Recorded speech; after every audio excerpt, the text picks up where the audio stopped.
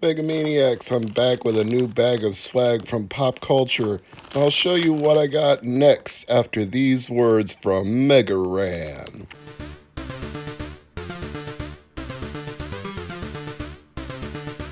Yo, this is MegaManFan, and you need to rock and or roll on over to Mr. MegaManFan's YouTube channel because it's all that rush to make it happen. Peace! Yes, the retro hunting adventures are back in effect like DOS, and I'm your host, Mr. MegaManFan, with some interesting pickups from today, starting with Super Famicom games. This one is Captain Tsubasa 4. I had to look up all of these on the spot in the store just to figure out what they were before buying them. This one appears to be a soccer game, so maybe I'll be able to play it without knowing Japanese. I tried to avoid quiz games or RPGs that would be completely incomprehensible. This one is Chukyo World Pro 97.3 or 97.3 Pro. I forget which order it goes in, but it's a baseball game, so I was kind of surprised to see a game from 97. That's pretty late for Super Famicom and Super Nintendo games, so that one I had to pick up no matter what. This one is Chukyo Perfect 11, which, if I remember correctly, was translated and localized as International Superstar Soccer. So, another sports game. And last, but certainly not least, the self-explanatory human baseball. Yeah, you don't need to know Japanese to read that label, so that one was an automatic buy without even having to look it up. $2. That's probably less than it would cost me for importing it, even from my favorite seller, Japan for You. His shipping is very reasonable, but it would still cost me more than that. Time Stalkers for Dreamcast. So rarely do I see Dreamcast games I need that I don't have, and today was one of those days. So I consider myself very fortunate to have been there and saw Time Stalkers in their small Dreamcast section in the store. It's never full, but I'm always checking it just the same, and thankfully, one game was there. This one promises great VMU mini games. Well, if I could make a pair of batteries last in a VMU, that might actually be worth something to me, but that's damn near impossible. What else do we have in the bag of swag? We've got some manuals. The late Kobe Bryant. Kobe Bryant in NBA Courtside. Didn't have that one. Didn't have Wiley Country Club, although I have the game. As I do Dig and Spike Volleyball, that was only $1. The Hunt for Red October, a game I have that's also only $1. And Super Caesar's Palace, this too was a manual that I didn't have, only $1. Quite an assortment today from pop culture, a little bit of everything. And we're not done yet. The Sims. Oddly enough, I had The Sims 2, but not The Sims. I even have The Sims Bustin' Loose, but not The Sims. Don't know how I made that oversight, but when I saw it was complete with the precautions manual and the regular instruction manual, I was like, okay, complete in box GameCube game. Far too often, I find ones anymore that are partially complete or not even in the original GameCube case with the memory card holder. But this one appears to be authentic and complete, so could not pass that up. Got one more thing here. This is Robots, which, once again, surprising that I didn't already have. I have a Robotech game for GameCube, but not Robots, the Disney Pixar movie. And as you can see, this one is also complete with the instructions in an authentic GameCube plastic shell. It's amazing how many of these things end up in DVD cases. And it was only $3.99. I couldn't pass it up at that price. So, two more GameCube games, and that puts me over 400 total. So, let's get on to testing these Super Famicom games, and I'll do a part 2 for the Dreamcast and GameCube games. 4 dirty Q-tips later, and 4 homemade end labels for the Super Famicom games, and we are ready to begin. Now, based on my admittedly limited understanding, Captain Tsubasa is a manga and anime about soccer, and I'm assuming the game for Super Famicom is based on one or both.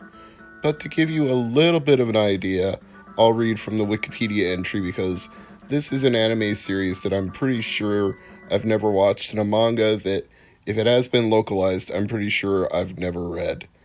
The series mainly revolves around the sport of association football, i.e., soccer, focusing on Tsubasa Uzura. The series is characterized by dynamic and exciting football moves, often stylish and implausible.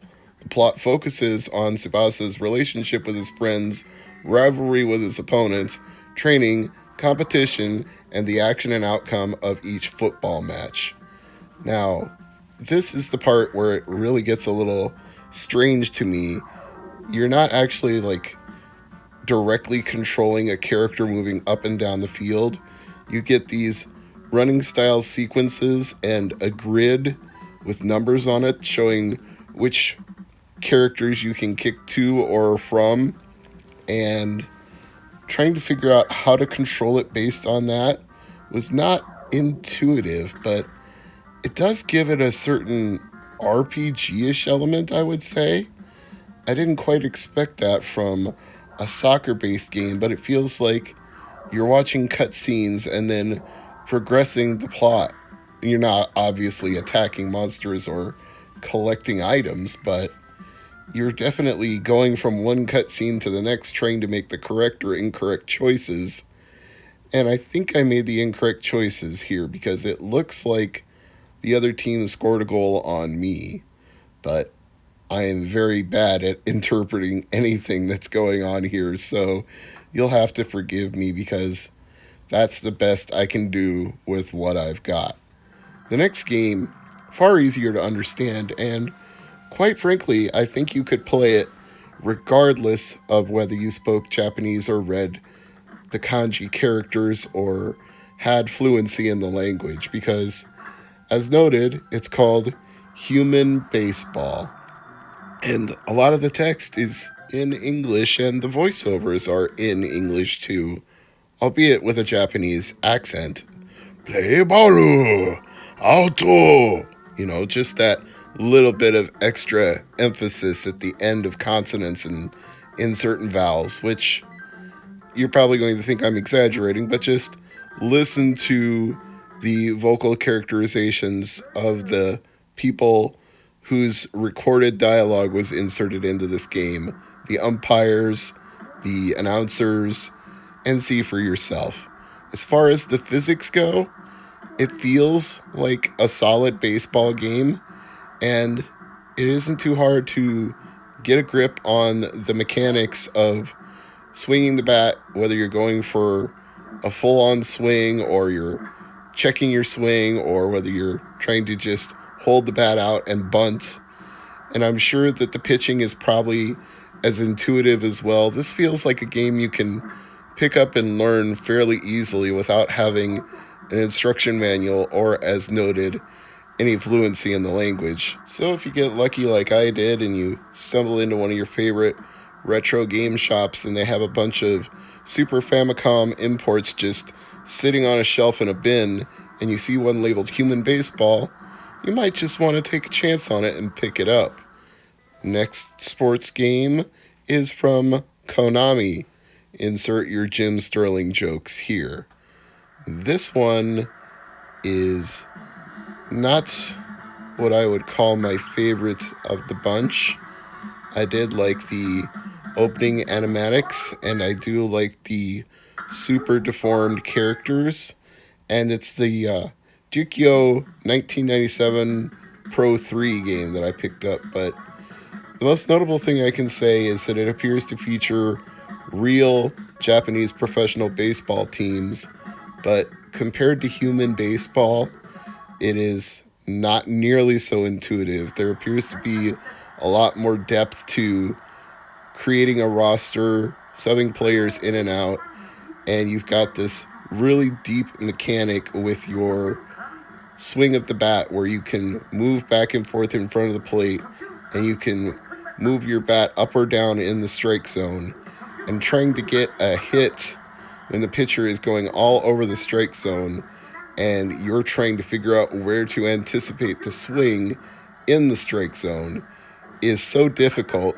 that I couldn't even get a single hit during the time I was demoing this game for Retro Hunting Adventures. Maybe in time I could pick it up, but this to me felt even more difficult than playing real baseball with an actual bat in your hands and swinging at a pitch. And I'm talking recreational baseball. I'm not talking Major League Baseball like Japanese or American professional baseball, because obviously most of us could not hit a 90-mile-an-hour fastball or 140-kilometer fastball. But a pickup recreational game, you can fairly reasonably assure yourself of getting a hit at least one out of every 4, maybe 3 times if you're good. But we'll move on to the final game, and this one is the one that I believe was localized in North America as International Superstar Soccer. And compared to Captain Tsubasa, it's a less interesting soccer game. It's not as stylized, well, obviously, because it's not based on an anime or a manga, but it's definitely the more intuitive one to play if you've played traditional, I will say, traditional soccer or football games, because this is one where you directly control the action. You are the character moving on the screen. You are kicking, you are running, you are trying to score goals, you are committing fouls, which I actually did in the course of this playthrough. But you even get to flip a coin here, heads or tails, and then you get to choose which direction you're going if you win the coin toss. So this should be very familiar to those who regularly play soccer, and not that hard to pick up and figure out at all. So there's fun to be had with this International Superstar Soccer Japanese version. I'm Mr. MegaManFan. Stay tuned for part 2.